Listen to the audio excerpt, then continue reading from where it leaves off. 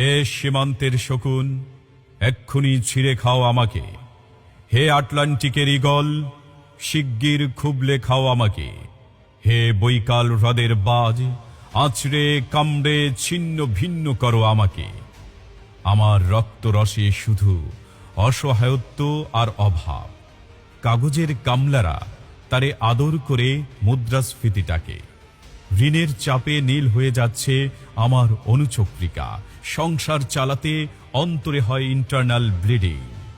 কি আশ্চর্য, তবু আমি মরছি না। ওদিকে দোজখের ভয়ে আত্মহত্যা করবারও সাহস পাই না আমি। খোদাকে বললাম আমি মরতে চাই। তিনি বললেন, বেঁচে আছো কে বলল? সহস্রাব্দ উন্নয়নের সাক্ষী হিসেবে রাজা তোমাকে মমি করে রেখেছেন।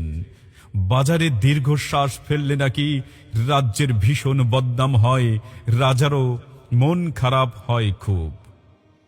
কোতোয়ালরা ফরমান জারি করেছে, আমাকে সারাক্ষণই হাসতে হবে, নইলে দেশি কুকুর ও বিদেশি মাগুরকে একবেলা ভালো মন্দ খাওয়ানো হবে আমার মাংস দিয়ে।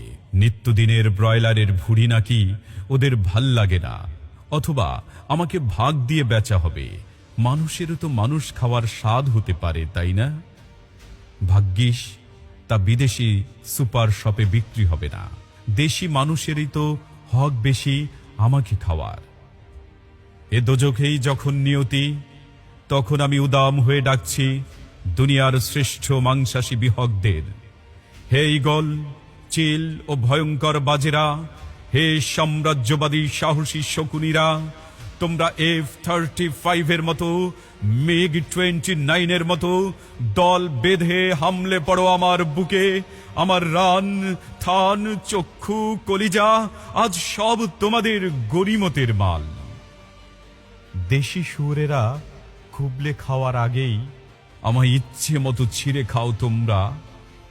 দোহাই দোহাই, শুধু মস্তিষ্কটা খেও না আমার।